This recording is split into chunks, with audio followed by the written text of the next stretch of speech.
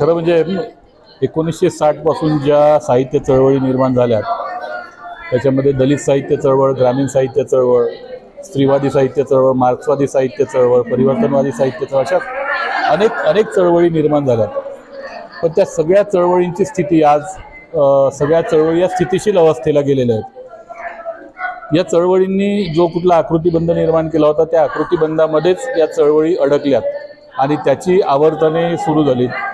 त्याच्यामधनं चळवळींना एक दिशा सापडण्याचा किंवा दिशा शोधण्याचा जो एक भाग होता तो फारसा होऊ शकत नव्हता आणि दिशा सापडत नव्हती की या चळवळींनी पुढे कोणत्या दिशेने प्रवास करावा याबद्दलचं काही एक सुतोवाच फारसं नीटपणे होत नव्हतं. तर ते सुतोवाच करण्याचा प्रयत्न या ग्रंथामधून मी केला. मी दलित साहित्याकडून भारतीय साहित्याकडे हे केवळ शीर्षक नाही तर हे इथल्या तमाम दलित साहित्यिकांना या पुढे दलित साहित्याची वाटचाल कोणत्या दिशेने व्हावी याचं ते सुतोवाच आहे, याचं ते उत्तर आहे. म्हणून या ग्रंथाला ठरवून या पद्धतीचं शीर्षक आम्ही दिलेलं आहे. भारतीय या शब्दाबद्दलची काही एक साशंकता ही आमच्या दलित साहित्यिकांमध्ये नेहमीच राहिलेली आहे. आम्ही सुरुवातीला प्रस्थापित म्हणून भारतीय आणि भारतीय म्हटलं की प्रस्थापित असं काहीचं समीकरण मांडलं होतं. पण हा देश ज्या पद्धतीनं प्रस्थापित देश म्हणून आम्ही सुरुवातीला मांडलं होतं 1920 वर्षाच्या काळात, म्हणजे 1987च्या काळामध्ये प्रस्थापित देश म्हणजे वर्णव्यवस्थावादी देश, मनुवादी देश, वर्णव्यवस्था असणारा देश, वैदिक संस्कृती असणारा देश, अशी जी एक भारताची प्रतिमा 1960 ते 80 या काळामध्ये बनवली होती ती प्रतिमा पुसून टाकून समताधिष्ठित भारत आणि समताधिष्ठित भारताकडे दलित साहित्याची वाटचाल या पद्धतीचं एक समीकरण, एक सूत्र या साहित्याच्या ग्रंथामधून, या समीक्षेच्या ग्रंथामधून मांडण्याचा प्रयत्न मी या ठिकाणी केलेला आहे. आणि मला असं वाटतं की यामधनं अनेक लेखकांना त्यांची नवी वाट गवसण्याची शक्यता आहे. यामध्ये बौद्ध साहित्यांमधल्या, आपल्या भारतीय परंपरेमधल्या अनेक मिथकांचा नव्यानं उलगडा आणि त्याचा दलित साहित्यासाठी होणारा उपयोग असंही एक सूत्र या ठिकाणी मांडलेलं आहे आणि हे उपयोगाचं ठरेल असं मला वाटतं. आपल्याला किती दिवस लागले सगळे पुस्तक? लेखक म्हणून तर आम्ही अनेक वर्षापासून लिहित असतो, वेगवेगळ्या कारणांनी प्रासंगिक स्वरूपामध्ये लिहित असतो. पण काहीशी सैद्धांतिक मांडण्याची गरज जेव्हा निर्माण होते तेव्हा ती मागणी सैद्धांतिक साहित्यच पूर्ण करू शकते ही भूमिका घेऊन मग या सगळ्या साहित्याची, सगळ्या चळवळीची आणि सगळ्या सामाजिक चळवळीपासून साहित्यिक चळवळीपर्यंत सगळ्यांचीच सैद्धांतिक मांडण्याचा प्रयत्न आम्ही विद्यार्थी दशेपासूनच करत आलेलो आहे. पण आता अशा भारतामध्ये आपण प्रवेश केलेला आहे की आता सध्याचा भारत जो तुमच्या माझ्यासमोर येतोय तो एक धर्मांध भारत म्हणून येतोय.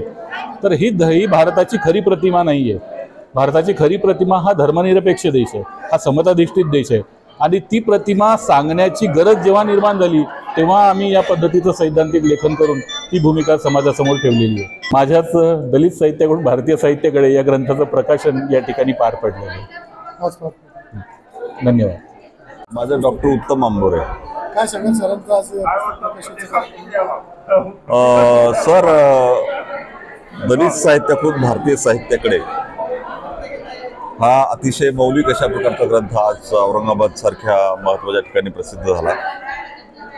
खरं म्हणजे एकूण दलित साहित्य, दलित चळवळ, भारतीय समाज, भारतीय साहित्य आणि याच्यावरचं एकूण जे काही चिंतन आहे त्याच्यावर सरांनी अनेक अंगाने याला स्पर्श करण्याचा प्रयत्न केला. खरं म्हणजे दलित ही संकल्पना जी आहे त्याच्यावरचं एक वेगळ्या प्रकारचं भाष्य सरांनी केलं. आणि मला असं वाटतं की दलित साहित्य हे एकेकाळी फक्त महाराष्ट्रामध्ये निर्माण झाल्यामुळं ते मर्यादित एका प्रदेशापुरतं आहे का असं वाटायचं. परंतु आजच्या काळात आपण जर पाहिलं तर दलित साहित्य हा फक्त एका प्रदेशापुरता भाग नाही, तर भारताच्या अनेक प्रकारच्या प्रदेशामध्ये दलित साहित्याची निर्मिती होत असते. मल्याळममध्ये घ्या, कन्नडमध्ये घ्या, अतिशय व्यापक प्रमाणामध्ये दलित साहित्याची निर्मिती होते. एवढंच नाही तर भारतामधल्या अनेक आदिवासी जमाती ह्या सुद्धा अनेक प्रकारचं ताकदवार असं प्रकारचं साहित्य निर्माण करतात. त्याला सुद्धा शोषित या अर्थाने आपण दलित साहित्य म्हणू शकतो. उदाहरणार्थ आपण जर पाहिलं की दक्षिण भारतामध्ये नो अल्फाबेट इन साईट नावाचा एक अतिशय महत्त्वाचा ग्रंथ टी शेखरन नावाच्या माणसाने संपादित केला आणि त्याच्यामध्ये 4 भाषांमधल्या अनेक प्रकारच्या साहित्यकृती एकत्र आणल्या आणि त्याच्यामध्ये एक व्यापक स्वरूप हे भारतामध्ये होण्याचं एक माध्यम ही भाषा सापडली, त्यांना शिक्षण मिळालं. त्यामुळं दऱ्याखोऱ्यामधला माणूस, दऱ्या डोंगरातला माणूस, स्त्रिया त्या अतिशय ताकदीने साहित्य निर्माण करतात. याच्यामध्ये कविता असेल, याच्यामध्ये कथा असतील, याच्यामध्ये कादंबऱ्या सुद्धा आहेत. आणि म्हणून ह्या सगळ्या प्रकारच्या साहित्याला एक वेगळ्या प्रकारचं परिमाण आपल्याला मिळतं.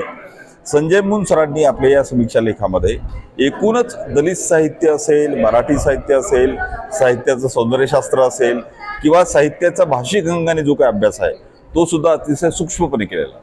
मला असं वाटतं की प्राध्यापक अविनाश डोळ सरांनी असाच एक प्रयत्न आंबेडकर दलित साहित्याची मांडणी एक व्यापक स्वरूपात करण्याचा प्रयत्न केला. तशाच प्रकारचा अलीकडच्या काळातला मला असं वाटतं अतिशय स्तुत्य अशा प्रकारचा उपक्रम आहे. आणि मी असं मानतो की मोतीराम कटारे नावाचे जे लेखक आहेत त्यांनी बौद्ध साहित्य सौंदर्यशास्त्र मांडण्याचा प्रयत्न केला. त्याच प्रकारे संजय मून सरांनी दलित साहित्याचं वेगळ्या प्रकारचं सौंदर्यशास्त्र परिमाण या ग्रंथातून मांडण्याचा प्रयत्न केला. त्यामुळं मी व्यक्तिशः त्यांचं अभिनंदन करतो आणि औरंगाबादच्या सांस्कृतिक